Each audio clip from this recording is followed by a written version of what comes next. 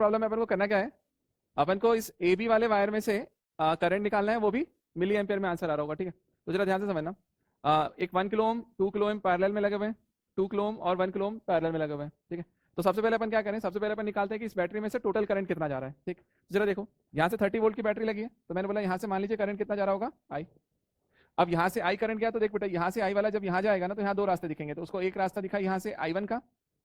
और एक रास्ता यहाँ से दिखा उसको I2, जो इसमें से जा रहा होगा, क्लियर है। अब जरा समझना, ये I1 करंट यहाँ भी आया,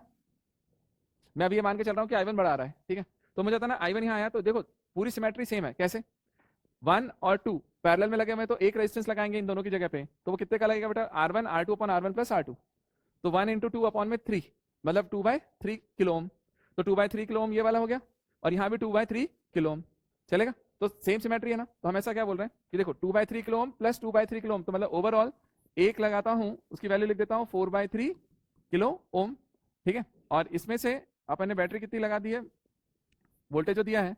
वो अपन ने दिया है 30 वोल्ट का, तो बेटा सीधे सीधे अपन करंट की वैल्यू निकाले, I equal to voltage upon में रेजिस्टेंस, तो 4/3 इंटू 10 की पावर 3, इसे काटोगे तो ये हो जाएगा 90/4, मतलब 45/2, और 10 की पावर -3 है, तो उसको हम लिख देंगे मिली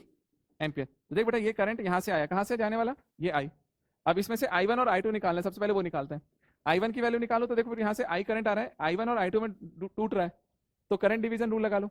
करंट डिवीजन रूल से अपन यदि I1 निकालने के लिए जाए, तो I1 की वैल्यू क्या होगी बेटा, ये वाला लिख रहा हूँ, तो अपोजिट रेजिस्टेंस, तो 2 इंटू 10 की पावर 3 अपॉन में R1 प्लस R2, तो 2 + 1 3 इंटू 10 की पावर 3 मैंने रूल दिया हुआ है, और इंटू मेन करंट I, और I की जगह पे आप क्या लिखोगे बेटा, 45/2 मिली एम्पियर। ये दोनों कट गए, 2 कटा, ये इससे 15, तो मतलब I1 की वैल्यू आ रही बेटा तुम्हारे पास 15 मिली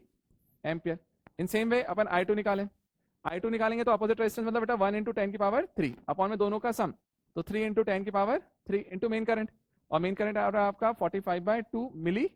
एम्पियर। तो बेटा यहाँ से 3 से ये हो गया 15, और सब तो कट गए, तो 15/2 मतलब हो गया तुम्हारे लिए 7.5 मिली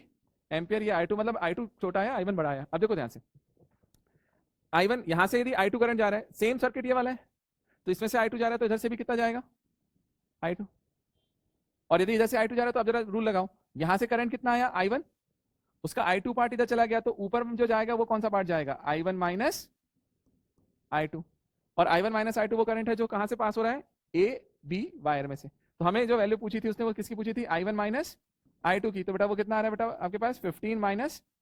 7.5 मिली एम्पियर, मतलब आंसर होना चाहिए आपका 7.5 मिली एम्पियर। ये मेरा सही आंसर, समझ में आया?